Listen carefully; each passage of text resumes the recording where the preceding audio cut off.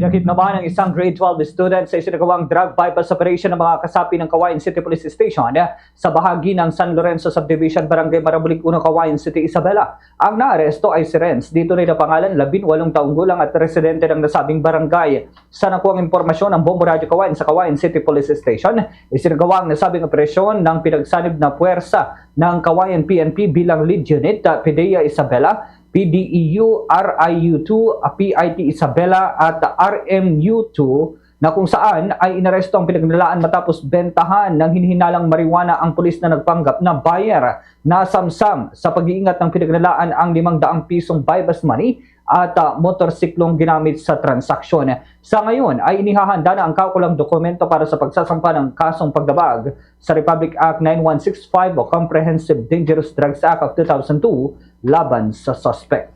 Fast sa Radyo Bombo! Fast sa Radyo Bombo!